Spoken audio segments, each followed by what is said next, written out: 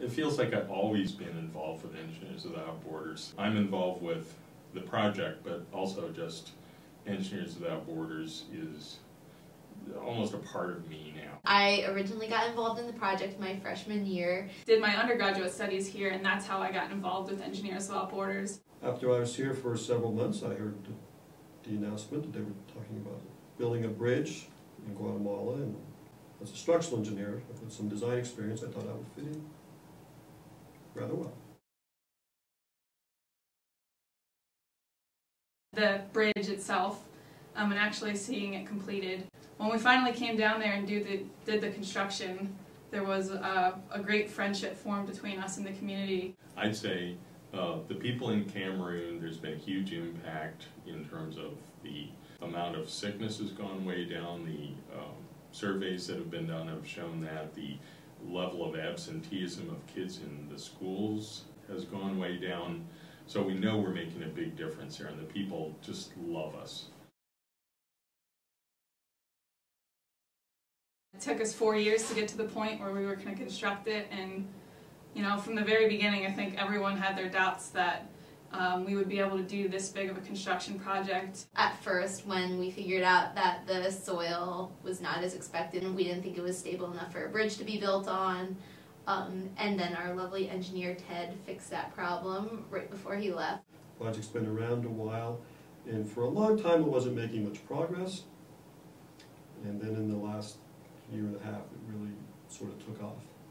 We paint a kind of rosy picture of what happens when we go over to these places and people love us, and we build a bridge or put in a well and we come back, yay, it's all done. But when we go back to these places and maybe no one's been taking care of something, or something's broken, they didn't fix it, and it is very frustrating, and we have to think to ourselves, what can we do better? But we also have to understand that our expectations are always high, and what's going to happen there is that we will achieve a level of success, but it's not going to be perfect, and we have to live with that, and it's sometimes hard.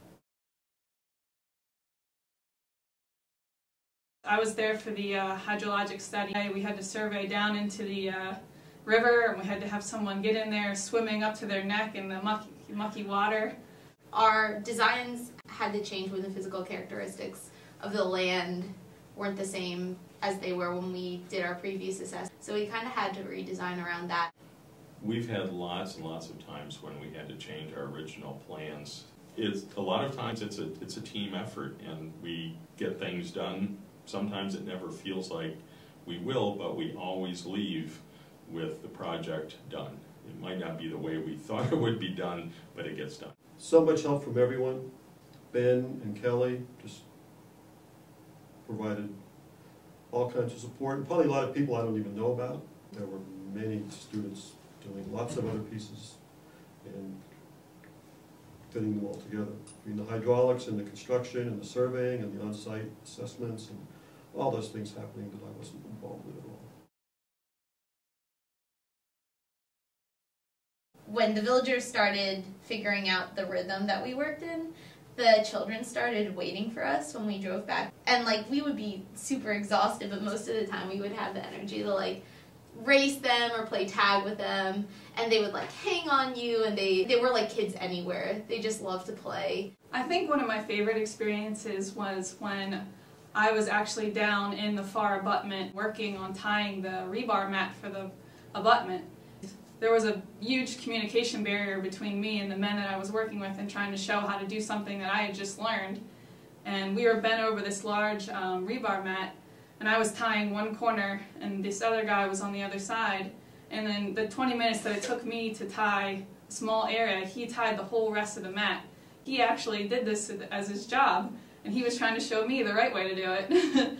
On one trip, we had paid a translator to have a long conversation with the chief of Bakong, and we hired a teacher from the high school who could speak English, and so we would say things in English. He would translate it into French.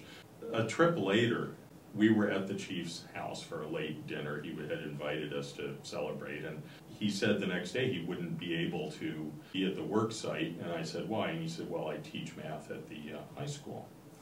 I said, well, where did you learn to be a math teacher? And he said, at the university in Yaoundé. And I said, you speak English then? And he took my hand next to the chair and said, yes. And I think he probably was reluctant to try and speak English when he's so eloquent in French. It always reminds me there are things going on that are maybe undercurrents. It's one example of that kind of experience. The memory as a whole, it was just, I thought, quite remarkable the way everyone pitched in and helped in any way they could. So many people across so many different tasks and just the effort. It was just, to me, truly impressive.